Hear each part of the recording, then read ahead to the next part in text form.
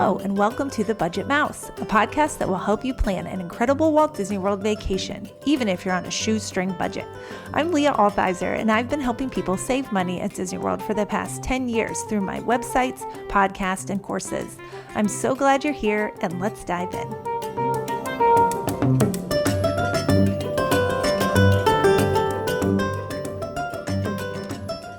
Hello again, everyone, and welcome to episode 107. I got an email from a reader this week asking some really good questions about early entry, so I figured it's a great topic for a podcast episode. So I'm going to try and answer all of your questions in this show. First of all, what is it? Essentially, it's 30 minutes earlier that Disney resort guests and guests of select other resorts that I'll talk about in a minute, they get on rides at the theme parks 30 minutes before anyone else. So at first you might think, is this a crappy perk? Like, does that really matter? How much can you really do? Well, if you have good strategy, you can do a lot and get some attractions done that will just accelerate how much you can do over the course of the whole day. So I really think it is a valuable perk and probably one that most people underestimate. You might be wondering, what time is early entry? And so while we say 30 minutes before regular entry, when is that? And that is not an easy question to answer, sadly, because it's changing all of the time. So there are some default times that certain parks open, but this does change seasonally. And Disney isn't great about updating their daily calendar with opening and closing times up until about 60 days before your trip. So you won't know, unfortunately, what time early entry is until 60 days before your trip. But what you can do is go to the Disney World website and find the daily calendar. These are the default times where the parks open. Magic Kingdom, Hollywood Studios, and Epcot generally open at 9 a.m., but Animal Kingdom generally opens an hour earlier at 8 a.m. And Magic Kingdom is the one park where this changes the most. So depending on the time of year and the crowds, it may open earlier and sometimes 8 a.m. So you just definitely need to check. Hollywood Studios will also open early during peak time, so you've got to check that as well. All right, who gets this benefit? So if you're staying at a resort hotel owned and operated by Disney World, you will get this benefit. The way you can tell if your resort is the beginning of its name will say Disney's. So we'll say Disney's Animal Kingdom Lodge, Disney's Pop Century Resort. So you know that's included. Other resorts that also get this benefit are the Swan and Dolphin and Shades of Green. Those are located on Disney World property, but not run by Disney. And then the Disney Springs hotels, as well as the Bonnet Creek hotels. All of these are on what's considered Disney World property, but they are not owned and operated by Disney. And I would guess that people staying at these resorts sometimes don't know that they actually do get early entry. So it's worth looking into. And I can put a link in the show notes to a new blog post I did that really breaks down what benefits and perks you get depending on where you're staying. So there's different categories of resorts that get different perks, and that blog post hopefully will make it all clear to you, and it includes a list of these resorts that all get early entry. Something to point out is that you do qualify for early entry on your check-in day and your check-out day, in addition to all the days where you're staying at your resort. So even if you haven't officially gone to your resort yet, you can still use your early entry benefit. So for example, I have stayed off property on my arrival day, and then I go straight to the theme parks the next morning that I'm checking into the Disney resort, and they will let you in for early entry, even though you haven't technically been to your resort and checked in yet. And same with your checkout day. The day that you're departing, you will have access to early entry.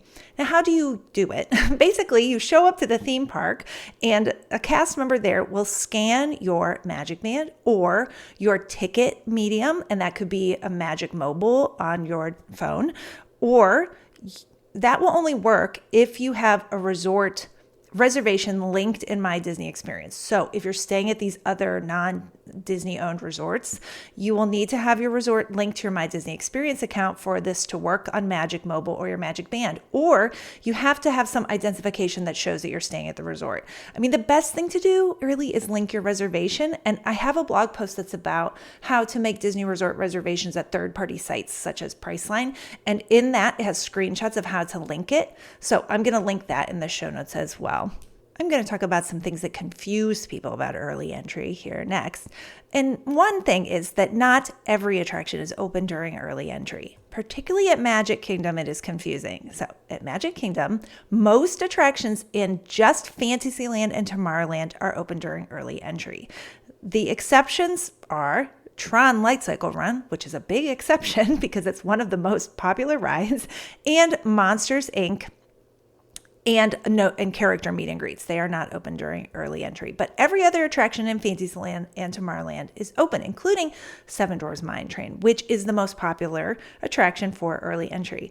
So that means that no attractions in any of the other lands are open, including Tiana's Bayou Adventure and Haunted Mansion and Pirates of the Caribbean and all of those attractions on that side of the park, essentially. That part of the park is roped off and no one can go in until official opening time. So keep that in mind. I have made a mistake at Magic Kingdom planning to ride something like Tiana's Bayou Adventure only to realize, oops, it's not actually even open during early entry. So at Epcot, these are the attractions that are open. They are all the headliner rides: Frozen Ever After, Guardians of the Galaxy Cosmic Rewind, Mission Space, Remy's Ratatouille Adventure, Soarin' Around the World, Spaceship Earth, normally Test Track, but it is still closed for refurbishment. It is going to reopen sometime in the summer of 2025, and then The Seas with Nemo and Friends. The newest addition to this list is Guardians of the Galaxy Cosmic Rewind because it formerly had a virtual queue, which meant it wasn't included during early entry because no attractions, this is an important thing to say right now, I'm going to say it again later, but there's no use of lightning lanes or virtual queues when they come back or anything like that during early entry. It's just the days of the standby queue only. You just walk up and ride the ride. So it's a little simpler in that way, but that is why Guardians of the Galaxy is now something that can be done during early entry. At Hollywood Studios, it is, again, all of the headliner rides. So I'm just going to list them off. Alien Swirling Saucers, Mickey and Minnie's Runaway Railway, Millennium Falcon Smuggler's Run, Rock and Roller Coaster, Slinky Dog Dash, Star Tours, Rise of the Resistance, Twilight Zone Tower of Terror, and Toy Story Mania. And at Animal Kingdom, there's only 4 attractions open during early entry: Avatar Flight of Passage, Dinosaur, which is soon to be closed sometime this year, Expedition Everest, and Na'vi River Journey. So note that Kilimanjaro Safaris is not open during early entry, and that's one thing people often want to do, but they get shut down. They can't do that. So here are things to know. I already said this, no lightning lane during this time. This is another thing that hangs people up a lot. They think that early entry is when the park opens. Wrong. So you can get through the front gates of the park well before this time. And showing up at this time at early entry means you're going to be behind thousands of people.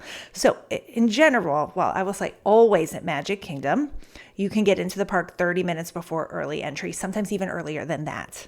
Okay, so, and at Magic Kingdom, this procedure has changed recently. So they still let everyone in at, say, 8 a.m. if the park opens at 9.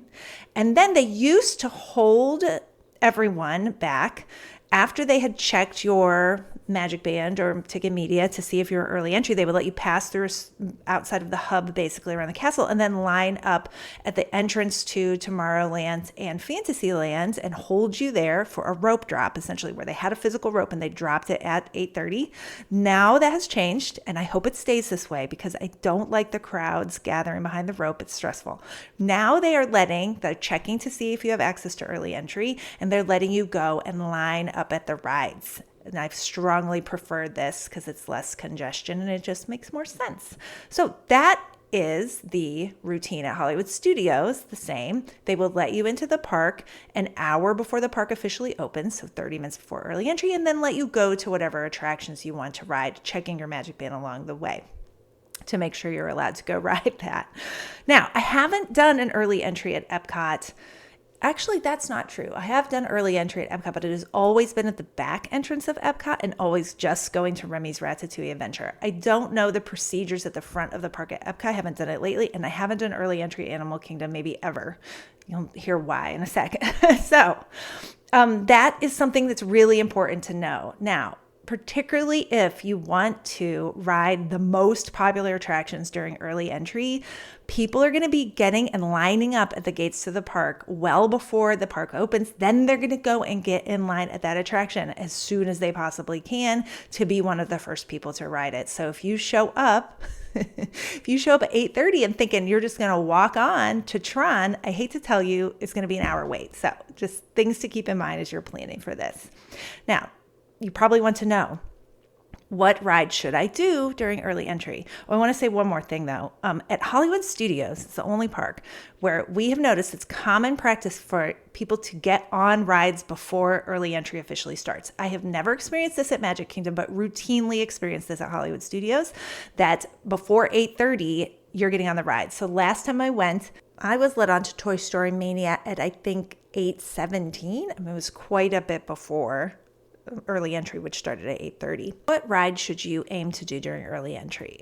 I have to give a shameless plug for my guidebook here because inside it, you're going to find multiple touring plans for each park based on ages. So touring plans for those with young kids, with older kids, with teens and adults, people who don't want to use lightning lanes. There are custom touring plans for every park that will tell you what to ride during early entry, what to book first for lightning lanes, what to book next, kind of how to move throughout the park. So it's because you've listened to me ramble about Disney World for this long, I'm giving you $10 off the guidebook when you use the promo code podcast10. That's the number 10. So PODCAST10.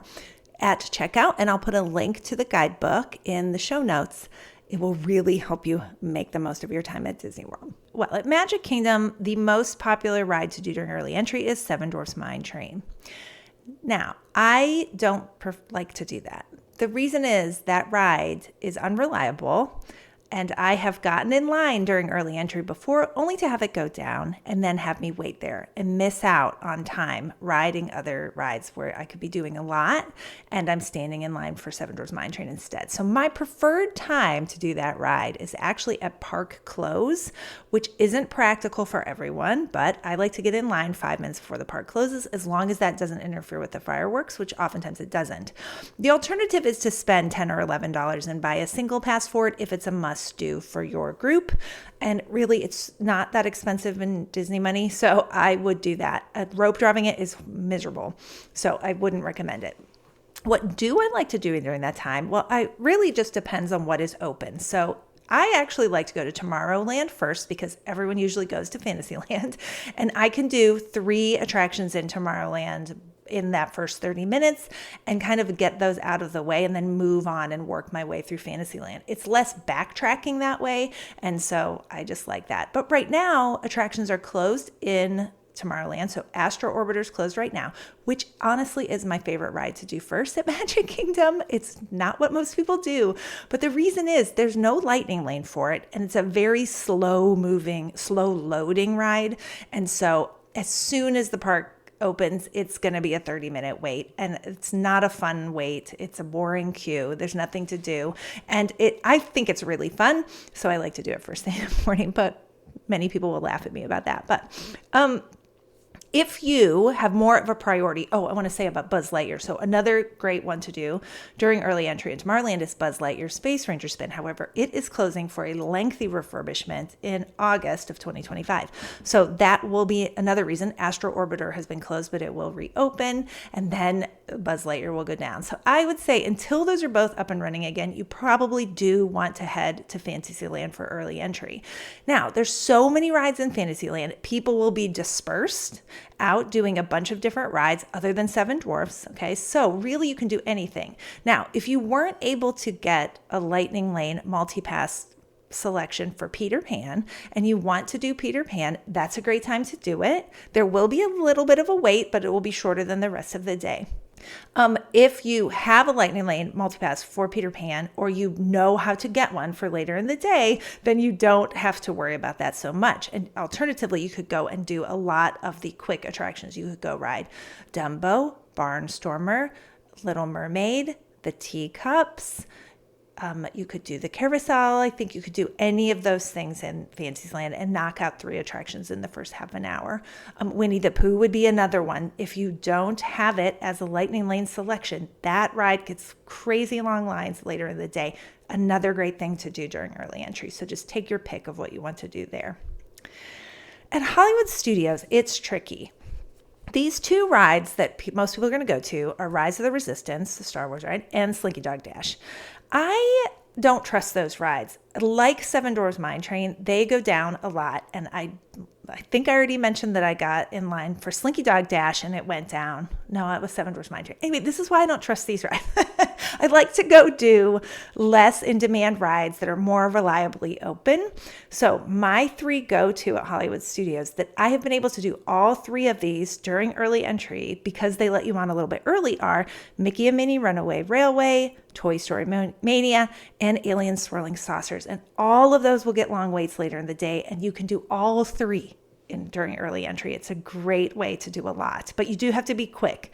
You can't stop and get a snack. You can't go to the bathroom. You have to do all of that before and then power through early entry to get those 3 rides done and then take your break because then it's not as stressful of the time to get all of that in.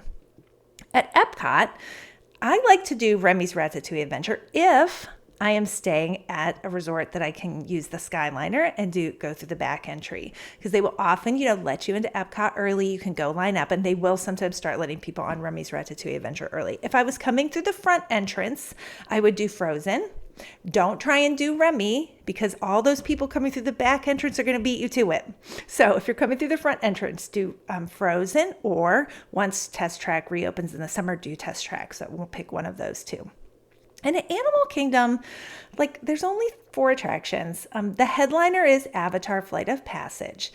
Now, this is the thing about early entry at Animal Kingdom. It's early, and most people aren't going to get there that early. I mean, most people are not arriving at Animal Kingdom at 7 a.m. That means they probably get up at 5 something on vacation, and just no one's really doing that. So there isn't as much need to get there that early just because people are generally going to sleep in past that time.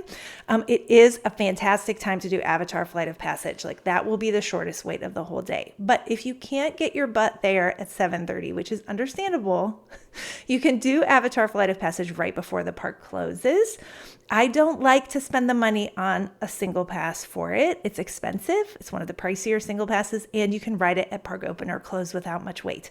So that's what I would do. If I was staying late to do Avatar, I would either ride Expedition Everest 5 times in a row till I was about to throw up, which I have done before. It's super fun. Or I would do Navi River Journey. It was the more reasonable choice there. So what I would do is I'd do Navi River Journey, and then I would go get in line for Kilimanjaro Safaris and be one of the first people on that for what sometimes people call a second rope drop, which is when all of the attractions open to everyone in the park. So I hope that wasn't overwhelming. I hope I answered all of your questions about early entry, how it works, and most importantly, how to maximize it to have a great rest of your day. I want to say thank you to everyone who took the time to give a rating or review to this podcast after the last episode. I asked for your help, and wow, you really came through for me. I was short of 100 and now I have 110 ratings. So thank you so much. And I want to take a minute to thank the people who wrote reviews. And so I'm going to use your screen name here. So New York Plastic Doc, Snickler04, and DL McCall. Thank you for the reviews. It helps people find the show so much, and I really appreciate that you took the time to do that. Thanks for listening, everyone. I hope you have a great day.